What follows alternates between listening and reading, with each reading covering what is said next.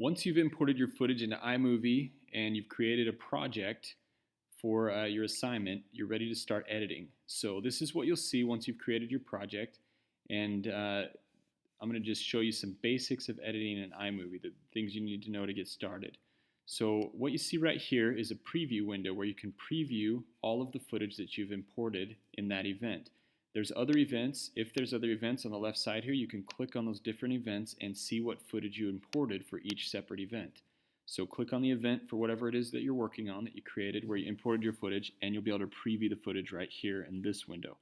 This right here will show you a larger version of what you'll actually be seeing on the screen. Down here you have your timeline, and this is where we're actually going to be adding clips and creating the new video that we'll eventually export. On the left here, there's different things that you can click on and add to your movie. So if you're adding footage, click on your event and you can preview the footage. Over here, you could click and preview and add different transitions. You can add titles to your movie, and you can add sound effects to your movie. So we'll go back here to the event and we'll start adding footage first. So as you hover the mouse over the footage, this is what's called scrubbing. It'll show you the footage at whatever speed you move the mouse over. It doesn't show it with audio, but if you do want to hear the audio, just pick a spot and you can push the space bar. That's a shortcut for it to play and stop playing. So if I press space bar, it'll play, and I can push space bar and it will stop playing.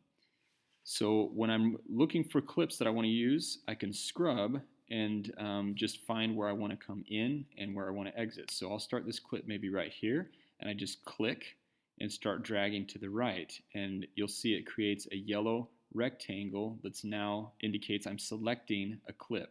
So maybe I want to go about that far, and we'll cut it out right there. And when I let go, the yellow box is still there.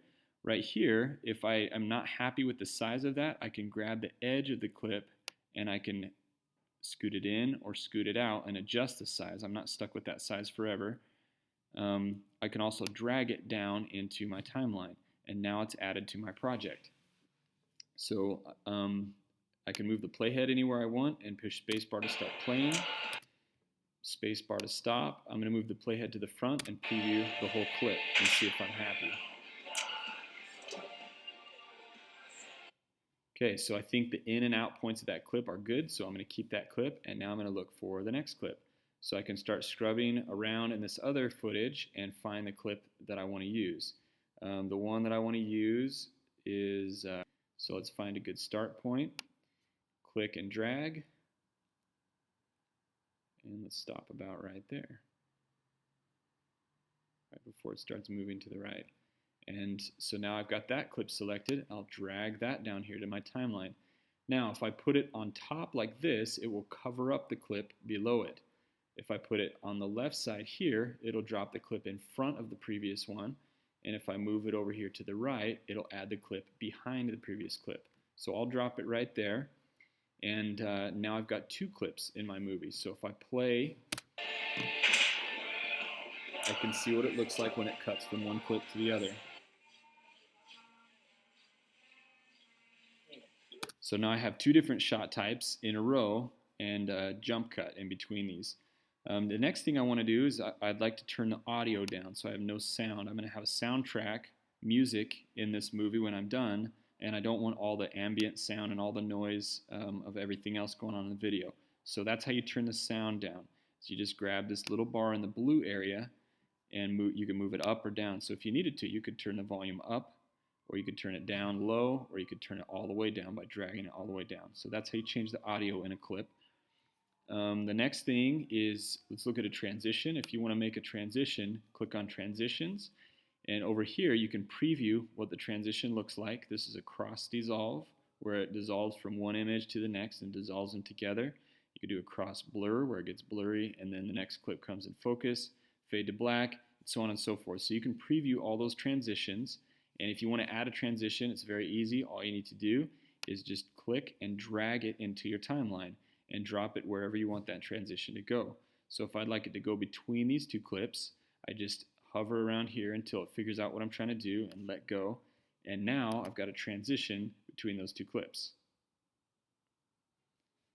So that's how you add a transition if you'd like to add a transition. Something else you'll need to do is add titles.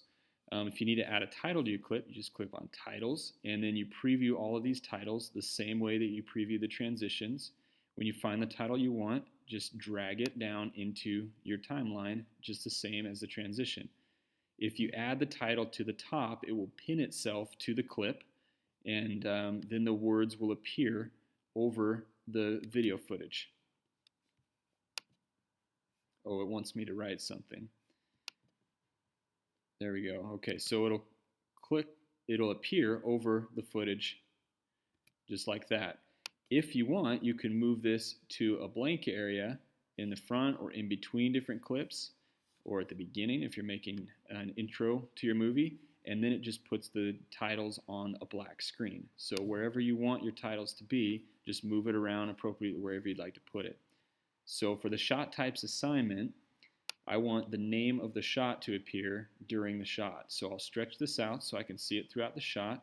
And to edit the type, you just click here, and then you can add whatever text you want it to say. Just delete it. I'm going to delete this. And this is a crane shot. So I'm going to title it crane shot. And that's all you have to do. You can also change the size, and you can change the font type if you want to, and you can make bold, italics, or outline. So now I have a title for this shot.